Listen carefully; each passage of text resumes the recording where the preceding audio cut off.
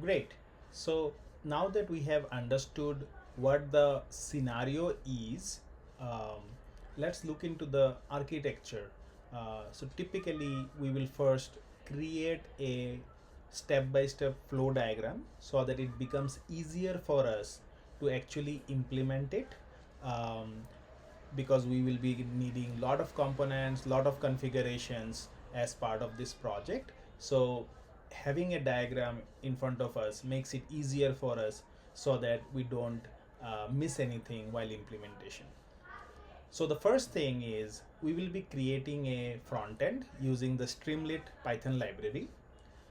This is from this place, the front end. First of all, we would like to connect to the AWS Cognito. So the Cognito service is basically used for user authentication. So basically what we are trying to say, we will have a user created in AWS, and from the Streamlit we would like to send a request asking whether the user, whoever is the front end user, is authenticated or not, or in other words, does the person has permission to run this calculation or call the API gateway to run the Lambda function and get the result, whether that person is authenticated or not.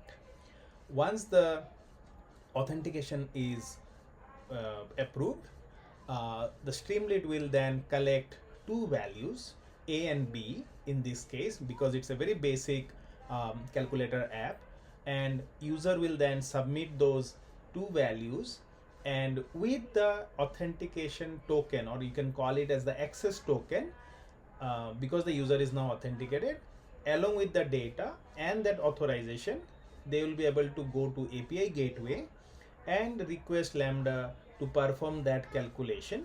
And once that calculation is completed, we are going to do a couple of things. One is return a response to the front end, save the response into the S3 bucket, as well as we are going to try to call the AWS SNS, which is a notification service telling our user that, hey, your process or whatever you are trying to achieve is now complete and the task is over at this point of time.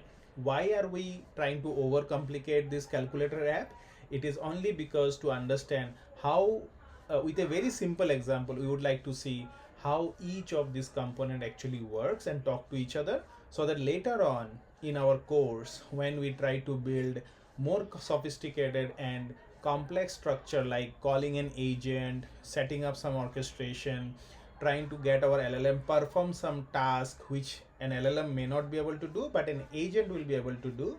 So in order to understand those complex things, our fundamentals should be very solid, and that is why we are trying to build this very basic application with step by step adding new components in each steps, so that we understand how to call these services and build a more complex structure later on.